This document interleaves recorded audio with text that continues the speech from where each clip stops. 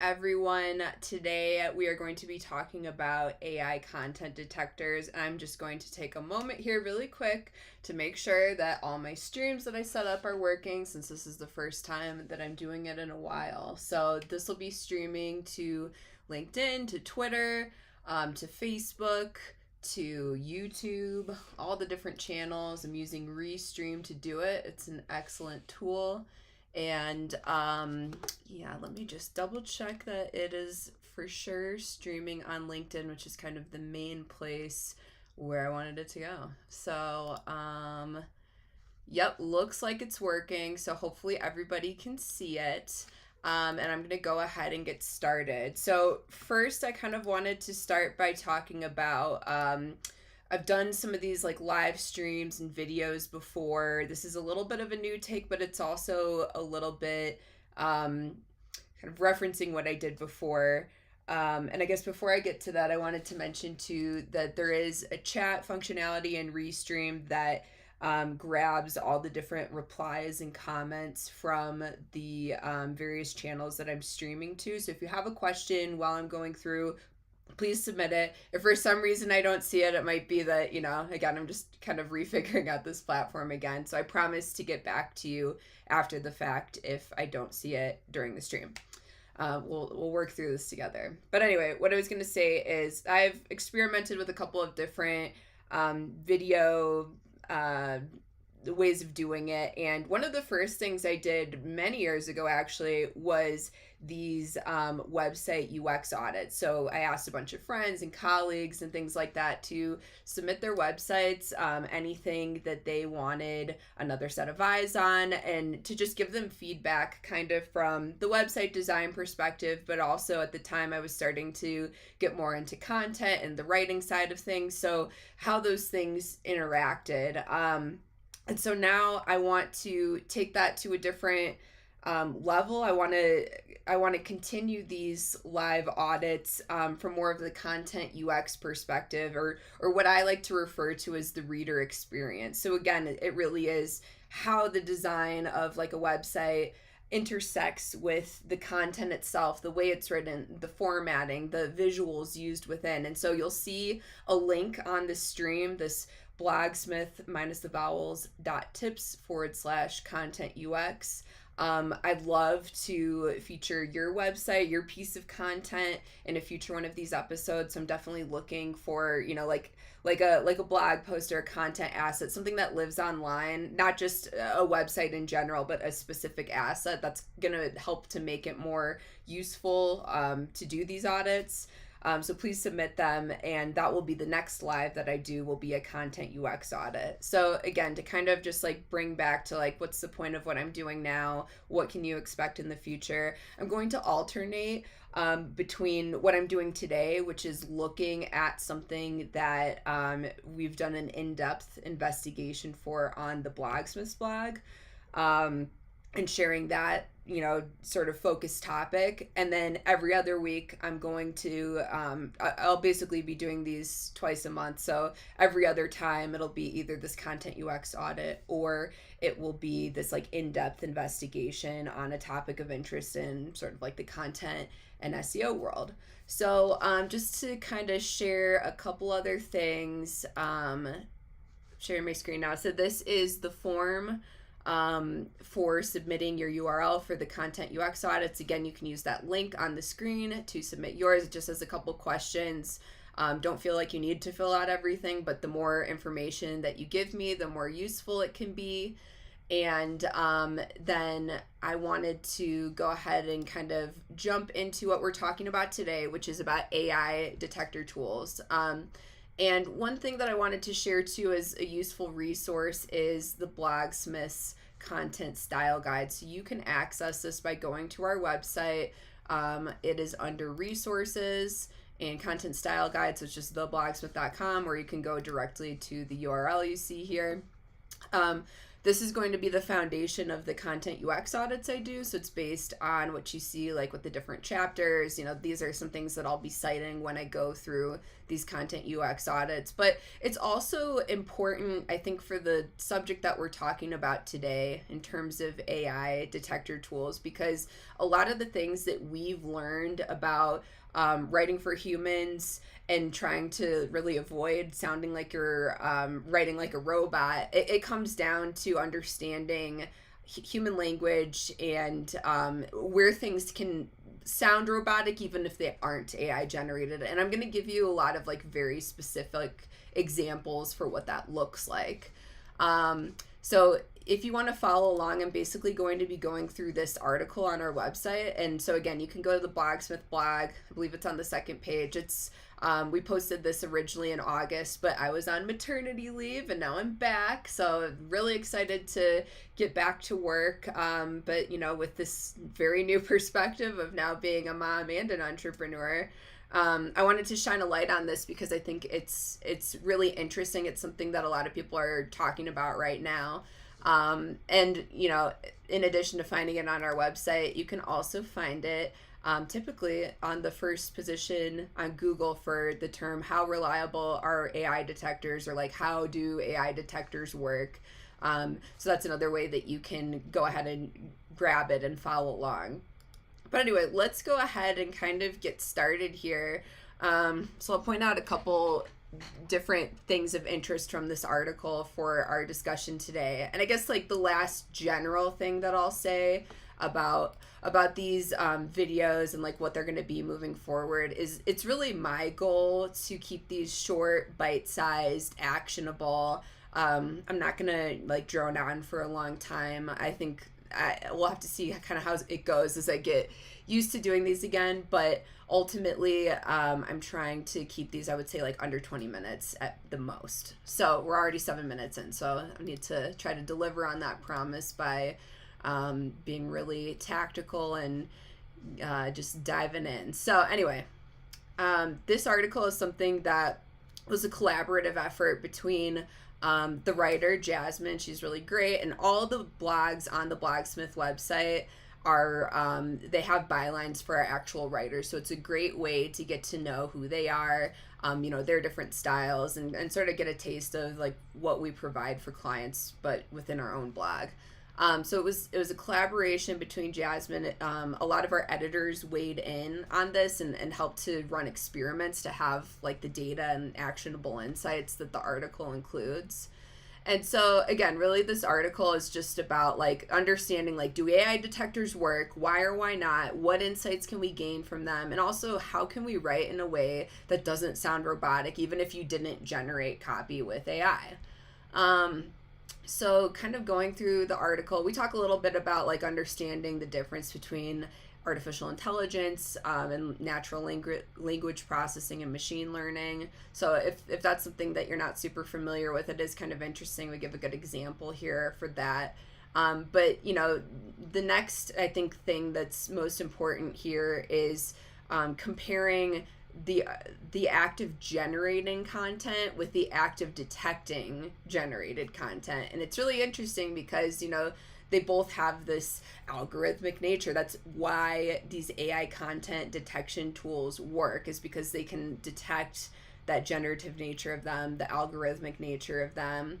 And so, in some ways it's understanding like what tools are people generally using to generate content, Jasper, Copy.ai, certainly ChatGPT, but also what tools are people using to detect it. And some of the ones that we've tested and that we comment on throughout this article are Originality.ai, Content at Scale, and Copy Leaks. And one thing, I guess a myth that I kind of want to debunk is I was under the impression that you could ask ChatGPT if it had generated a certain piece of copy. That was something that I saw from somebody that I followed online. And I since have debunked that in that I saw on OpenAI's website, they answered this query a person asking that question, like, does it actually do that? And OpenAI said that when ChatGPT answers that specific question, it's just giving you a random response. So not super useful, and also why you should take anything AI generated with a grain of salt, because it answers competently when the answer may be a little bit more ambiguous. So some interesting things getting into like the meat and potatoes of this topic. The way that AI detectors work is, first they look at perplexity, which is the unpredictability of content. And so humans are more unpredictable than robots. This kind of makes sense, right? Robots are trained on data sets, and they find the law of averages, and, they're looking for repetitive things that they can share back.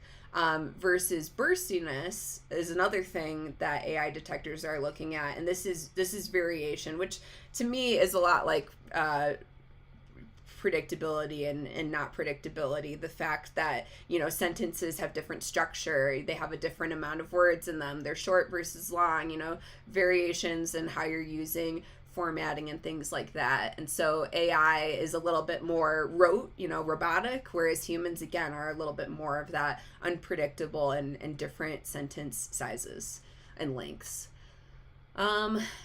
The thing that's really important to understand about AI detector tools is that they're never going to be 100% accurate. They're probably not going to be anywhere close to that.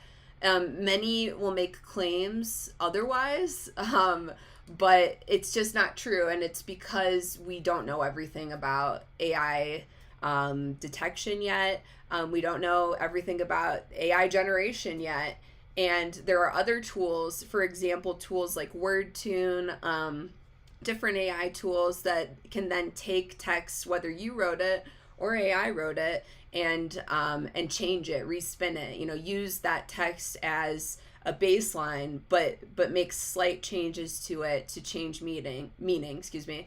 And for the record, I really love WordTune. I think that's an excellent tool. It's something that I use when I get stuck in my own writing, but it's just to say that, it makes this process of AI detection another step more difficult if people are using tools like that on top of AI generated copy. So this is one of my favorite parts of the article, and this is where we talk about, whether copy is AI generated or not, how do you make it not sound like a robot write it? How do you create copy that sounds like a human wrote it? And so there's these different signals, and these are things that our editors have picked up while investigating this subject. And first of all, repetition of certain words.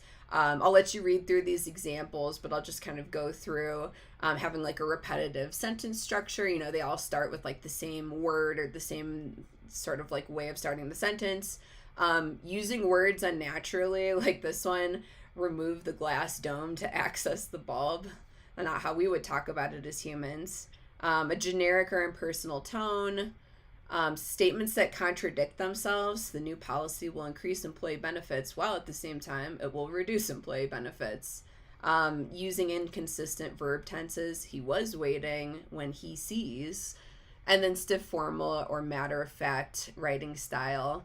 All of these things are great things to add to your own arsenal or style guide, things to look out for, so that you're not publishing content that sounds robotic, whether it really is or not. So I've hinted at this, the fact that AI detectors certainly can be wrong. So here's like a fun example.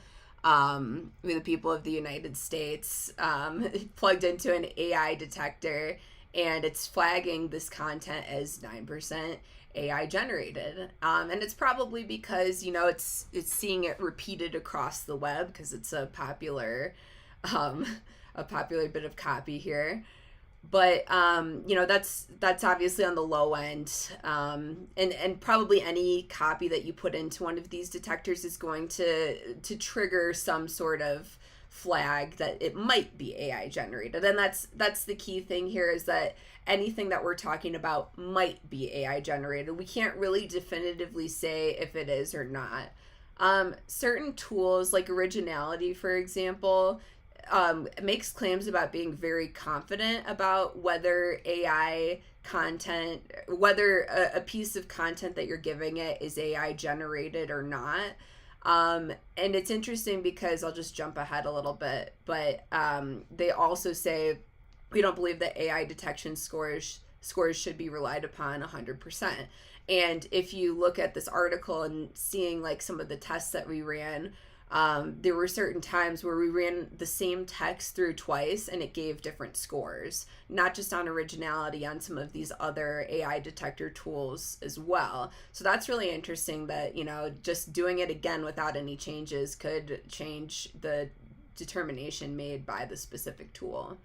I want to jump back up here to I guess shine a light on the importance of human content review. So I gave you some examples of robotic sounding language that you could look out for, but here's some great questions that you can have your human content editors ask as well. Things like, is it engaging? Does it actually make sense? Is it helpful and useful?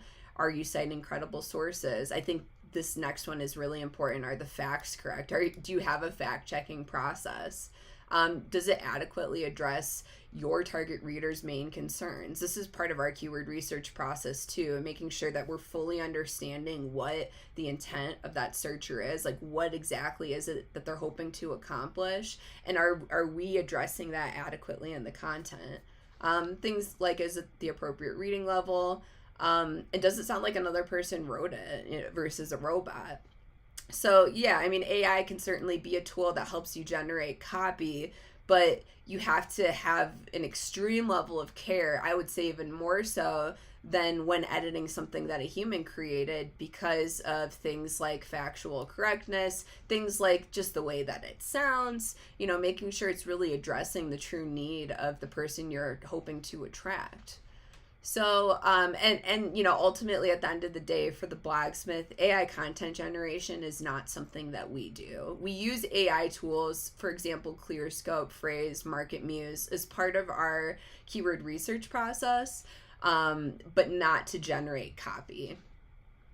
So I think that is most of what I wanted to talk about today. There are some other nuggets in this article that I would certainly recommend looking through. I think the last thing that I wanted to talk about too is just like, if you ever think that you're dealing with somebody who sent you AI copy, a writer that you've paid to work for your brand, or like this article talks about, college students turning in a paper to turn it in that's detecting for plagiarism and things like that, and now AI copy.